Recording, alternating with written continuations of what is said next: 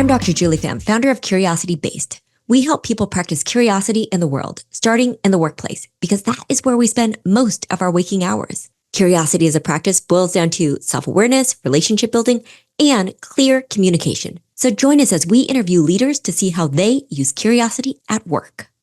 Hi, I am Dr. Julie Pham, and I'm so excited to get to have a conversation today with Rebecca Hoogs, who is the Executive Director of Seattle Arts and Lecture. She has been with Seattle Arts and Lecture, SAL for short, right, Rebecca? That's right. For 21 years, and she became Executive Director in 2021 during the pandemic. That must have been quite a journey. And aside from being a nonprofit executive, Rebecca also teaches creative writing, and she is a poet. And I think she's going to share a little bit about that. Rebecca, welcome. Thanks, Julie. Thanks for having me on. So, Rebecca, let's start with a personal question. Can you tell me about one person in your life who modeled practicing curiosity at work for you? Yeah, thank you for the question. Well, I was really lucky for the 8 years before the pandemic to work with Ruth Dickey, who was the executive director of Seattle Arts and Lectures before I became ED. I was the associate director, and I learned so much from her as a mentor across the entire organization about leadership and fundraising. I didn't know then that I would be stepping into this role, but I got to work with her and alongside her, and I got to see her firsthand. And one of the things that I learned from her is how to listen and how to ask questions. And I saw how listening and asking questions and the power of silence were often her greatest strengths and assets. And I love to entertain. I love to talk. I think I'm a good chatter. I'm a word person. But I had prided myself on these things or had really enjoyed that side of myself. But I saw how her quiet power and how her listening and asking questions and getting other people talking and getting other people telling their story was a huge part of the secret of her success as a leader and as a fundraiser and as a human connector. And when I stepped into this role as executive director, I had to find my own style of leadership, and it wasn't her style. But I think about the way that she led, sort of question first, and with a listening mindset, and letting there be quiet and letting there be silence and letting other people's stories take up space in the conversation. That is quite difficult, that power of silence, especially for leaders, because I feel oftentimes people get recognized for their talking muscle, not for their listening muscle, and to not just fill in that uncomfortable silence. So that must have been quite impressive to see that in action. It was, and it wasn't the kind of leadership that I had seen previously. And it took me as a junior staff person a minute to adjust to her style and actually see the power in it and the wisdom in it. And at first, I remember when she came to Sal being a little confused by it and expecting more talking from her and more words and more vision. And I came around to seeing the real beauty in the way that she led a little bit from behind and the way that she let other people's stories come out, and the way that she made space through questions and through conversation and through space and through a quiet leadership. It hasn't been my leadership exactly, because as I said, I had to find my own journey, but I retain that nugget, and I think so much about asking questions and leaning into other people's stories, and I hold on to that as a sort of core part of my my leadership ethos. So, Rebecca, you have been at Sal for 21 years. I know. Wild, right? Can you explain a bit of what Seattle Arts and Lecture does and how many people there are? What are the different roles? How you work together? Just paint a picture for our audience of what is Sal and who works at Sal. Sure. So our mission is to cultivate transformative experiences through story and language for readers and writers of all generations. This is our 38th year doing this work, which is incredible to me. And I've been around for 21 of those. As you said, that's never the plan, but of course, who plans out their career, one thing leads to another. I began my work in our youth programs team. Here I spent 8 years working on the Writers in the Schools program, which is still an enormous part of our team. We have sort of two programming arms. We have the youth programs and our public programs. So I spent the first 8 years that I was here working on our Writers in the Schools program, which matches local professional writers with K-12 public schools and Seattle Children's Hospital to help inspire young people to tell their stories and to lean into the amazing stories that they have. This year, we're working at 39 sites, and we will work with over 6,000 young people to tell their stories. We also have our public programs. This year, we'll have over 25 events at places like Town Hall and Benaroya Hall and Rainier Arts Center. We bring the best writers of our time to Seattle to give talks about their life in reading and writing. And when the pandemic hit, we started streaming those events online.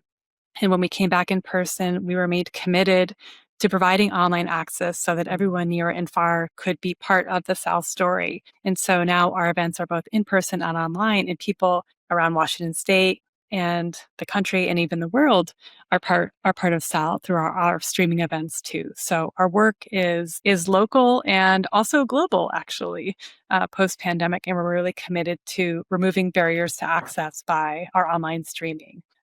Last year, about 39,000 people, both adults and youth, engaged in our programming. We have now 15 full-time staff working at Sal and 3 part-time staff. This is the biggest that we have ever been, which is so amazing to me, the biggest staff that we've ever been. We operate out of a tiny office up on Capitol Hill. People often think that we're much bigger than we are because we do big things in our community, and I'm really proud of that. But we do so with a small footprint because most of our effort and our money goes into programs and people. We have a lot of contractors. Our Writers in the Schools, writers in residence are contractors for us. We have about 23 local writers who work in the schools and whom we pay to do that work. And so we're investing over $200,000 each year in the local creative economy by paying writers to do the meaningful work of working with young people. Well, I didn't know that part about Sal, that you actually pay writers to be teachers as well. That's really cool. 100%. I think it's, of course, vital that we pay writers for their work, whether they're local writers in our community or the writers who come to our stages. Everyone is paid for their work. That is, I think, incredibly part of our mission and part of the work. And of course, we want writers to be able to afford to live in Seattle and to keep making art here in Seattle. So it's a part of our mission to pay writers to do their work. Because I always get your catalog, so I see which authors are coming to town. So it's not just about getting the famous out of town authors; it's also about contributing to the local economy as well. That's right. So 25 events a year. So Sal is really known for the public programs, so aptly described as the public programs. Can you share with us what is an example of practicing curiosity that is specific to Sal or specific to your industry? Well, curiosity is actually one of our core values. So it's baked right into everything that we do in our both externally and internally. It's one of our favorite values here at Sal that we practice with each other in the office, and then we practice in our programs. You can see it if you come to a Sal event. You see it at the event, especially during the Q&A, where we have the question and answer time, where the moderator is engaging the author in asking about the talks they've given, and of course we're weaving in questions from the audience who are there both in person and online. And like literally engaging curiosity in a very literal way. I've gotten to moderate some of those events over the years, and I remember, as a young moderator, kind of a young interviewer, really learning what it meant to ask a good question on stage. And it took me, I think, several years to figure out what my role was as a moderator and as an interviewer. And I very distinctly remember one of my first events where I was moderating an event with Edward Hirsch, the poet. And my question, I think it was probably like a paragraph long, and it sounded like a thesis statement straight out of my graduate seminar at the University of Washington. And I was like, well, in 1972, you said, blah, blah, blah. And I quoted him from some article, and he said, I don't know what I said, and you've got to stop quoting me from things that I said, 20 years ago. And I realized then that my mode of questioning and engaging was coming out of my graduate work, which was a very different mode of curiosity, if you can even call it that.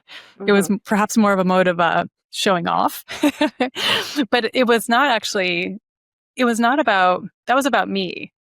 And being a good interviewer and a good moderator is actually it's about the person you are in conversation with. And I think of it as being a sort of conduit for the audience. And it's about queuing up, I think, the question that they have, and that I am asking the best question in the shortest amount of time, and that it's not about making it about myself.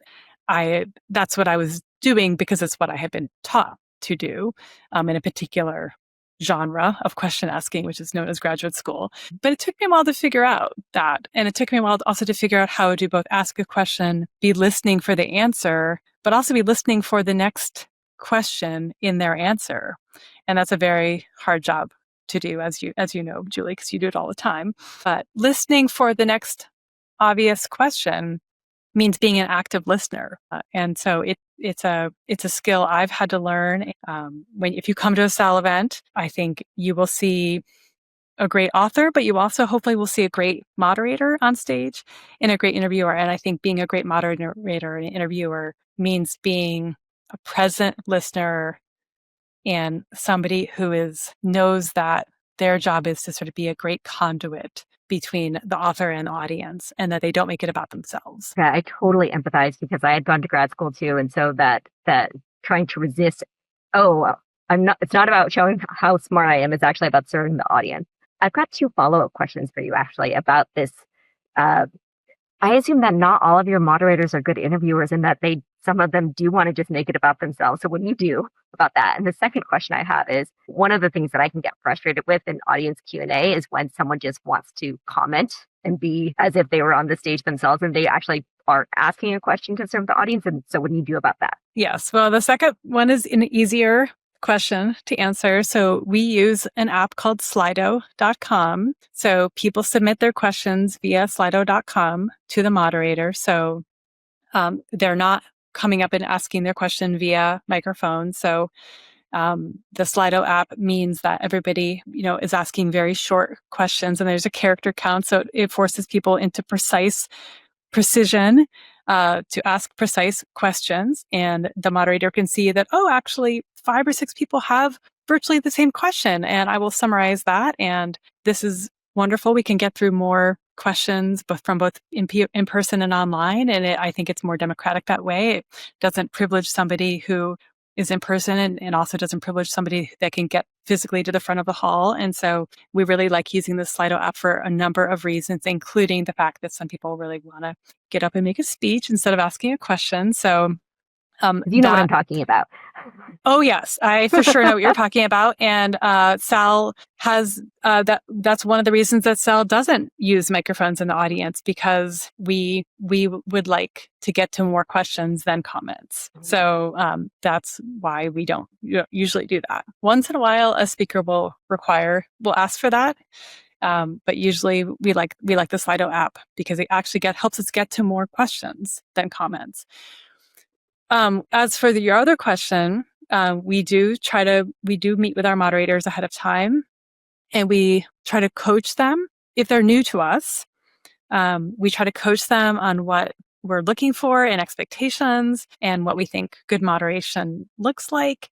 And we try to get recommendations from our partners and booksellers on great moderators. And if something And at the end of the day, it's live theater. It's an experiment. We're humans together. If something doesn't go great, we try to give respectful feedback and we go on. And people who are great moderators, we work with again in the future. And it is an art and it's a skill. And I think that often people don't actually realize how hard of a job that is. And I think it's even harder than answering the questions. I think actually being a moderator, there's so much prep work that goes into it, and thinking of the questions and being responsive.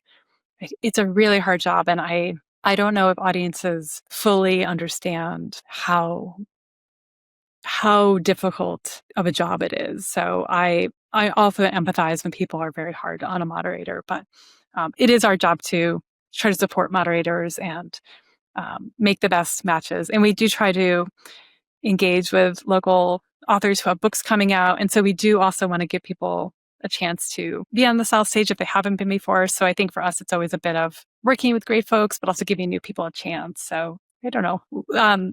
We collaborate with chance and also try to support people in coming along, giving new people a try. Because it is live, I like how you said that you're collaborating with chance. And as someone who's been on both sides, the interviewee and the interviewer, you're right. It is harder to be the interviewer. Yeah, it is.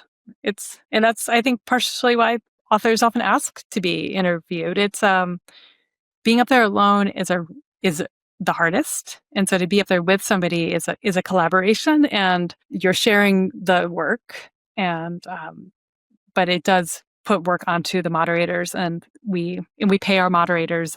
We don't ask anybody to do unpaid labor, but it's a really hard job. It's really hard. So, well, it's so good to know all the thought that goes into choosing the moderators. So, Rebecca, yes, when is it, you've talked about an example of practicing curiosity that is particular to Sal. Can you share an example of when is it difficult for you to practice curiosity at work? Gosh, I think, because I have been here for 21 years, sometimes it's hard when I think that I know, when somebody brings a problem to me and I think that I know the answer and I want to go into problem solver mode. And I have to remind, because it can be so, I think, pleasurable to try to problem solve, especially because most days I'm up here at 30,000 feet, and it can be tempting to get down in the weeds and solve a problem and feel like I'm doing something. I did something. And I have to remind myself to try to slow down and to ask a question that is, sort of, how can I support you today? Do you need to vent about this problem? Do you have an idea of how you already want to solve this problem? Or do you need me to help in some way? Do you need me to give you an idea? Because I think often people, they may need one of the three. They may need to just vent for a minute, or they may already have an idea of how to solve the problem. And me swooping in problem solver mode may not actually be helpful.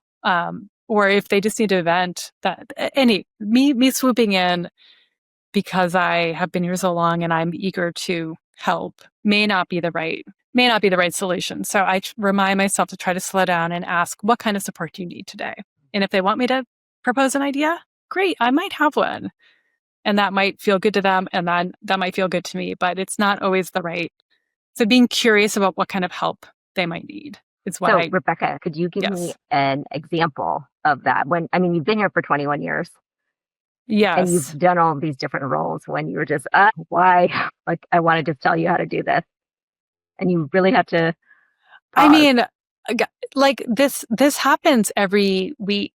Honestly, this situation happens every week with my direct reports, most often with the people that I support, my directors, where they come to me with a problem and I have to say, how do you want me to support you on this? Do you need to vent? Do you need support? Do you need an idea? I don't always remember to do it, but that is my intention. But this kind of scenario in my one-on-ones with my direct reports happens almost every week, because there's always something happening. There's always some fire. There's always some situation to deal with. Rebecca, how did you recognize that it's hard and that problem solving is not going to be actually the best? I think that is a very common leadership question, but I think the work of trying to pause and be curious comes through a lot of racial equity work that we've done at SAL over the years, but especially over the last 4 years, and trying to be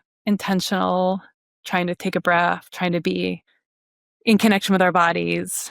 And we've done a lot of work together as a staff and in coaching individually. So those things I think are connected. So, and I do credit our trainers and our racial equity work for the larger, I would say, somatic encouragement to slow down, especially when either we're eager to jump in and problem solve to try to take a breath and to slow down, or when we feel challenged, maybe to take a breath and to try to be curious about the challenge, or curious about and notice what we're feeling, and to respond from a noticing, or to ask a question. And so I do credit the work that Sal has done and that we've done over the last 4 years and beyond, with our equity consultants and equity work. It sounds like it was a worthy investment then. It has been. Yeah, it has been. So, Rebecca, you are also a poet. I am. And so my next question for you is, what is inspiring curiosity for you in your personal life? And I wonder if that has anything to do with your poetry. It does. I've been a poet for a long time. I moved to Seattle in 1999 to get my MFA in poetry at the University of Washington. So it's what brought me to Seattle a long time ago, was poetry. And I like poetry, I think, in part because I start with an image or a phrase or a feeling, and then I follow it to its destination, but I don't usually know where I'm going. And I think that's curiosity. That's sort of being curious about the image, curious about, like, what is this feeling? How do I describe it? Why am I interested in that image? Just yesterday or 2 days ago, there were a couple of the letter P's that had fallen off of what looked like a birthday cake in the alley and behind my office. And I just noticed them, and I wrote it down in my notes app. And there was also a man walking up John Street with a tire on his back. And I noticed that too. And later that day, I wrote a poem and started with those 2 images and wasn't sure where they would lead. But I think that's the work of curiosity, is following the image or following the feeling and seeing where it leads you. And I think that, in just, again, getting curious, how does that connect to how I feel at this moment? And that's the fun. It's like following the threads through the labyrinth or the maze. And what will I find today? If I followed those images on any other day, I would find something different, because it's all about how it intersects with me on that particular day in this particular moment. And I think writing poetry is all about being curious and, like, seeing what will I discover today if I put these things, intersect them with myself on this particular day. So it's a practice of exploration and curiosity and discovery. Rebecca, thank you so much for sharing that. I always love hearing writers describe their writing process and what inspires them. And you are the very first poet we've ever interviewed on I'm the so Curiosity honored. at Work. So, Rebecca, how do people get in touch with you? Well, you can follow me on LinkedIn or on Instagram, or best of all, you could find me at a SAL event. I attend almost all the SAL events, so it'd be great if you just came to a SAL event and said hi in person. Or you could, shoot me an email at thelectures.org. Audience, I can tell you from personal experience that a SAL event, if you're in the Seattle area, is definitely worth attending. And even if you're out of town and you just want to listen to a particular author, definitely come and attend. So, Rebecca, thank you so much for your time and your insights today. Audience, thank you for listening to this. Remember to practice curiosity at work. And if you have any needs in terms of wanting to foster more curiosity on your team, then please reach out to us at Curiosity Based.